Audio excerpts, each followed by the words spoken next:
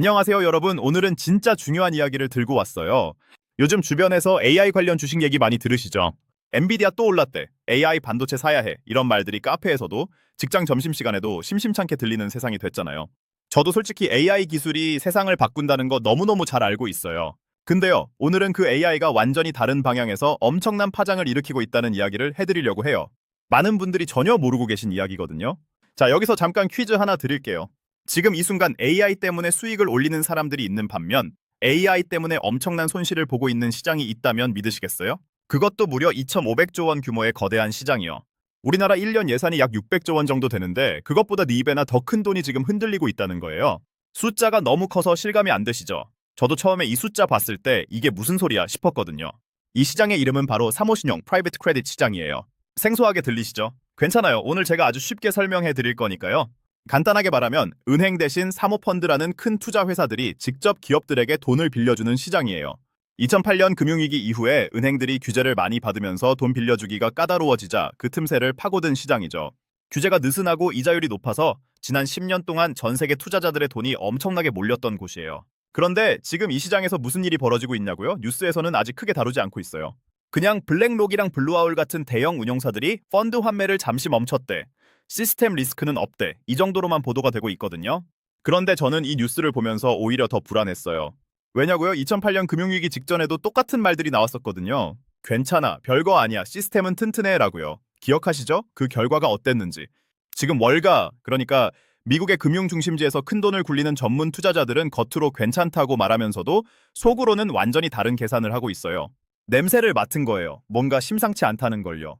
그 스마트한 투자자들이 슬금슬금 발을 빼고 있는 동안 정보를 제대로 얻지 못한 일반 투자자들은 여전히 고수익 펀드 좋다 하면서 돈을 넣고 있는 상황인 거예요. 이거 정말 가슴 아프지 않나요? 그래서 오늘 제가 이 이야기를 꺼낸 거예요. 어렵고 복잡한 금융 용어 쓰지 않고 최대한 쉽게 실생활에서 바로 이해할 수 있는 비유를 들어서 설명해 드릴게요. 오늘 영상에서는 크게 세 가지를 함께 보려고 해요.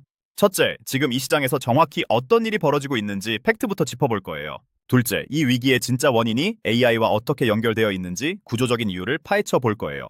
셋째, 그리고 가장 중요한 부분인데요. 이게 우리 국민연금과 어떻게 연결되어 있고 우리는 실제로 어떻게 대응하면 좋을지 실전 액션 플랜까지 드릴 거예요.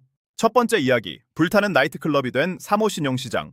2026년 2월 초부터 사모신용 펀드들, 특히 일반 개인 투자자들의 자금이 많이 몰려있던 BDC 펀드라는 곳에서 심각한 유동성 위기가 터지기 시작했어요. BDC가 뭐냐고요? 비즈니스 데벨롭먼트 컴퍼니, 우리말로 하면 기업 개발 회사 정도인데요. 쉽게 말하면 일반인도 투자할 수 있는 형태로 만들어진 사모신용 펀드예요. 원래 사모펀드는 엄청나게 큰 돈을 가진 기관이나 초고액 자산가들만 투자할 수 있는데 BDC는 일반 투자자들도 주식처럼 사고 팔 수 있게 만들어진 거예요. 그래서 고수익이래 하는 말에 혹해서 많은 분들이 자금을 넣어뒀던 곳이죠. 그런데 이 BDC 펀드들이 갑자기 문제가 터지기 시작한 거예요. 가장 충격적인 사건은 바로 블랙록의 HLND 펀드에서 일어났어요. 블랙록이 어떤 회사냐고요? 전 세계에서 가장 큰 자산운용사예요. 우리나라로 치면 삼성그룹 같은 느낌이랄까요? 금융업계에서는 정말 대장 중의 대장이에요.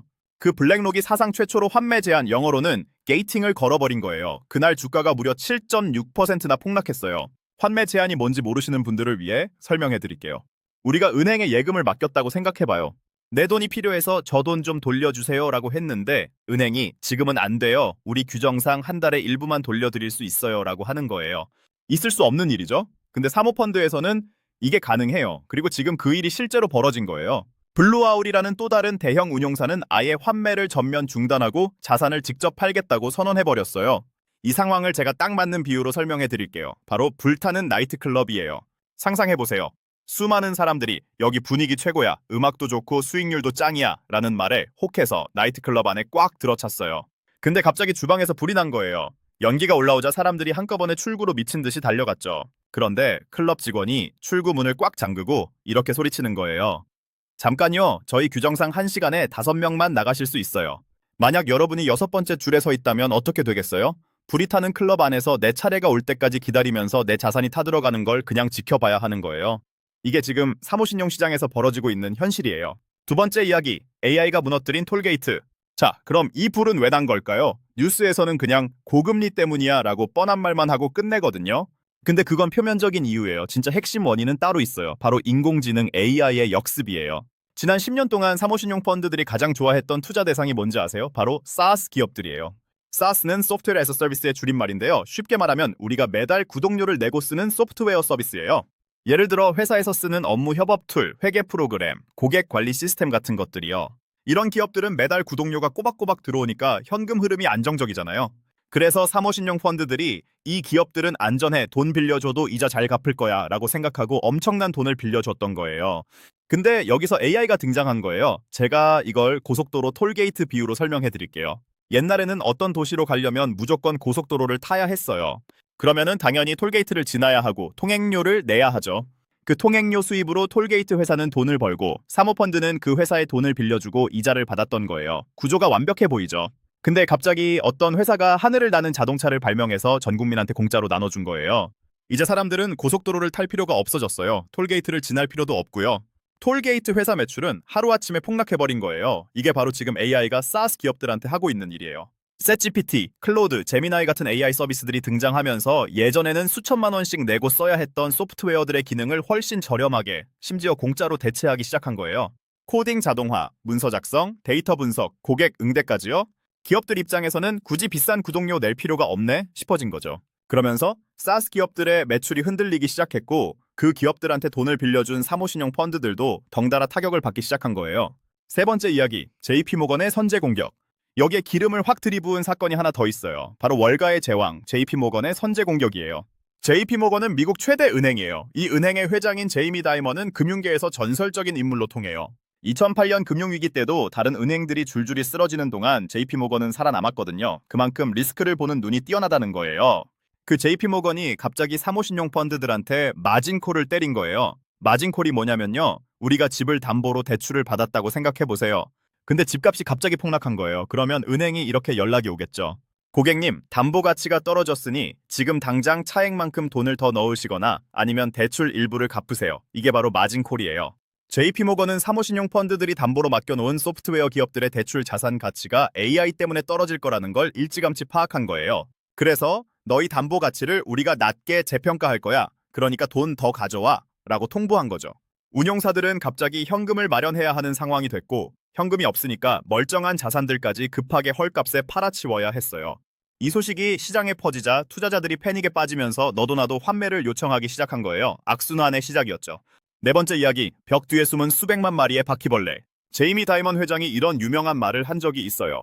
바퀴벌레 한 마리가 보였다면 그 집에는 이미 수천 마리가 있다는 뜻이다. 투자 세계에서도 마찬가지예요. 문제가 하나 수면 위로 드러났다면 그 아래에는 훨씬 더 많은 문제들이 숨어 있다는 거예요. 지금 사모신용 시장에서 그 숨겨진 바퀴벌레의 정체가 바로 PIK 대출이에요. PIK는 Payment in Kind의 줄임말인데요. 우리말로 하면 현물 지급 대출이에요. 이게 뭔지 정말 쉽게 설명해 드릴게요. 바로 신용카드 돌려막기예요. 여러분 주변에 이런 상황 들어보신 적 있으시죠? 이번 달에 카드값 낼 돈이 없으니까 다른 카드로 현금 서비스를 받아서 막는 거요. 근본적인 해결은 안 되고 빚만 눈덩이처럼 커지는데 일단 이번 달은 넘기는 거잖아요. PIK 대출이 딱 이거예요. 기업이 이자 낼 현금이 없으니까 이번 달 이자는 현금으로 못 드리고요. 그냥 원금에 더해서 나중에 한꺼번에 드릴게요 라고 하는 거예요. 문제는 이게 겉으로는 멀쩡해 보인다는 거예요. 오히려 이자가 원금에 얹어지니까 장부상으로는 수익이 늘어나는 것처럼 보여요. 우리 펀드 수익률 좋네? 싶은 거죠. 하지만 실제로는요. 지금 사모신용 대출을 받은 기업들 중에서 무려 40%가 이자 낼 현금조차 못 버는 좀비 상태라는 거예요. 겉으로는 살아있는 척하지만 실제로는 이미 반쯤 죽어있는 기업들이 그만큼 많다는 거예요. 이건 지금 당장 폭발하지 않을 뿐이지 시한폭탄이에요.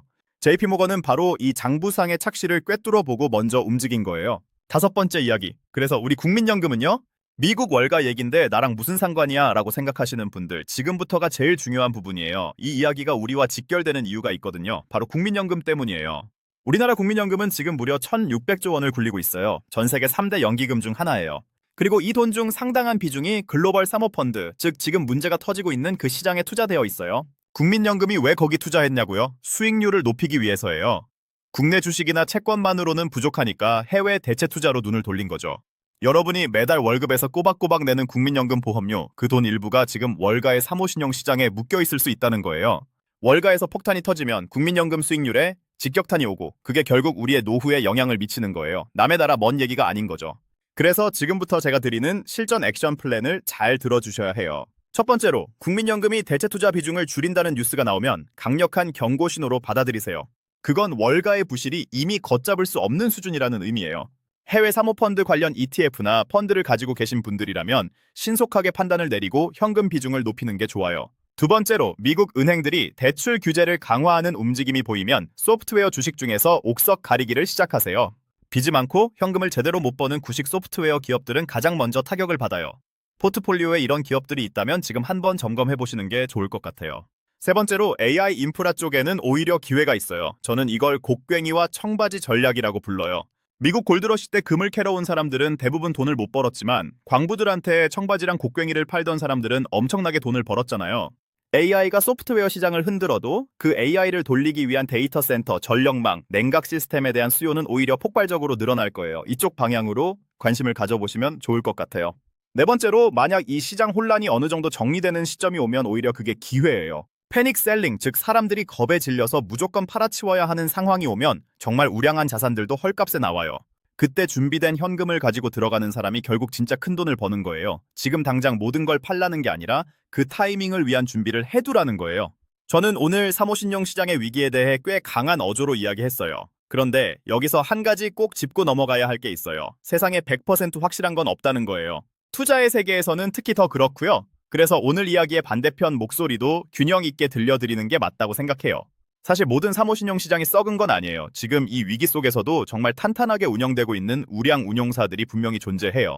이런 곳들은 처음부터 담보를 아주 꼼꼼하게 잡아놨어요. 기업이 혹시 부도가 나더라도 자산을 가장 먼저 돌려받을 수 있는 최우선 순위 채권자 지위를 확보해 둔 거예요. 쉽게 말하면 집을 담보로 돈을 빌려줄 때 등기부등본에 1순위 근저당을 설정해 놓은 것처럼요. 집주인이 돈을 못 갚더라도 집을 팔아서 제일 먼저 돈을 받아가는 구조인 거죠. 이런 구조를 제대로 갖춰놓은 펀드들은 지금 위기 속에서도 비교적 안전하게 버티고 있어요. 또 한 가지, AI가 모든 소프트웨어를 다 대체할 수 있는 것도 아니에요. 예를 들어 병원에서 쓰는 의료 기록 시스템이나 금융회사에서 쓰는 규제 관련 소프트웨어, 혹은 국가 인프라와 연결된 핵심 시스템들은 AI가 쉽게 대체하기 어려워요. 규제 문제도 있고, 보안 문제도 있고, 무엇보다 수십 년에 걸쳐 구축된 신뢰와 검증의 문제가 있거든요. 이런 분야의 소프트웨어 기업들은 AI의 파도 속에서도 자기만의 강력한 해자, 즉 경쟁자가 쉽게 넘어오지 못하는 방어막을 갖고 있어요. 워런 버핏이 항상 강조하는 그 경제적 해자라는 개념이 여기서도 적용되는 거예요. 이건 단순한 해프닝이 아니에요. 제가 오늘 이 이야기를 꺼낸 건 여러분을 겁주려는 게 아니에요. 오히려 반대예요. 제대로 알아야 겁을 안 먹거든요. 모르면 막연하게 무섭고 알면 오히려 기회가 보이거든요. 지금 월가에서 벌어지고 있는 이 사태는 제가 보기에 단순한 해프닝이 아니에요. 지난 10년 길게 보면 20년에 걸쳐서 쌓여온 거품이 AI라는 거대한 파도를 만나 산산조각 나기 시작하는 역사적인 구조조정의 시작점이라고 생각해요. 생각해보세요. 2000년대 초반 닷컴 버블이 꺼질 때를 아시는 분들 계시죠? 그때 정말 많은 사람들이 인터넷은 끝났어 라고 했어요. 근데 닷컴 버블이 꺼지고 나서 살아남은 기업들이 어디예요? 아마존이고 구글이고 그 이후에 나온 페이스북이에요. 버블이 꺼진 자리에서 진짜 강한 것들이 살아남고 그게 다음 시대를 이끈 거잖아요. 지금 이 위기도 똑같아요. 지금 사모신용 시장의 거품이 꺼지면서 부실한 것들은 쓸려나갈 거예요. 그리고 그 자리에 진짜 가치 있는 것들이 더 선명하게 드러날 거예요. 문제는 그 과정에서 정보가 없는 사람은 공포에 질려서 좋은 것까지 같이 팔아치우고 정보를 가진 사람은 그 좋은 것을 헐값에 주워 담는다는 거예요. 역사가 항상 그래왔어요. 그래서 우리가 가져야 할 진짜 마인드셋, 제가 오늘 마지막으로 드리고 싶은 말씀은 거창한 투자 전략이 아니에요. 딱 세 가지 마인드셋이에요. 첫 번째, 뉴스의 표면 아래를 보는 습관을 들이세요. 뉴스에서 괜찮다고 할 때 진짜 괜찮은 건지 아닌지 스스로 확인하는 습관이요. 오늘 제가 드린 이야기처럼 블랙록이 환매 제한을 걸었다는 한 줄짜리 뉴스 뒤에는 엄청나게 복잡한 구조적 문제들이 숨어 있거든요. 두 번째, 공포와 탐욕을 구분하는 눈을 키우세요. 워런 버핏의 유명한 말이 있잖아요. 남들이 탐욕스러울 때 두려워하고 남들이 두려워할 때 탐욕스러워져라. 지금 많은 사람들이 AI 주식에 열광하며 탐욕스러운 상태예요. 그리고 사모신용 시장에서는 이제 막 두려움이 시작되고 있어요.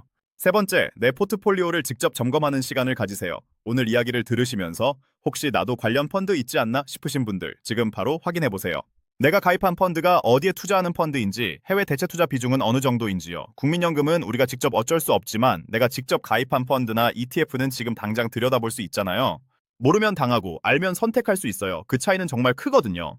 그래서 오늘 이야기를 하나의 참고 자료로 받아들여 주시고 최종 판단은 항상 여러분 스스로 내리시길 부탁드려요. 제 역할은 여러분 대신 결정을 내려드리는 게 아니라 여러분이 더 나은 결정을 내릴 수 있도록 필요한 정보와 시각을 드리는 거니까요. 지금 월가에서 벌어지는 이 커다란 흐름의 변화, 남들이 공포에 질려 우왕좌왕하는 동안 우리는 차분하게 이 거품이 거친 이후의 세상을 준비하면 돼요. 진짜 큰 기회는 항상 혼란 속에서 나왔거든요. 우리 함께 그 기회를 놓치지 않는 현명한 투자자가 되어봐요. 오늘 영상이 도움이 되셨다면 좋아요 한 번만 눌러주세요. 그게 저한테는 정말 큰 힘이 돼요. 그리고 여러분 포트폴리오에서 궁금한 종목이 있거나 요즘 뉴스에서 이해 안 되는 경제 이슈가 있다면 댓글로 편하게 남겨주세요. 다음 영상에서 최대한 쉽고 정확하게 분석해서 가져올게요. 구독과 알림 설정도 부탁드리고요. 우리 다 함께 경제 공부하면서 더 나은 내일 만들어가요. 오늘도 끝까지 함께 해주셔서 진심으로 감사합니다.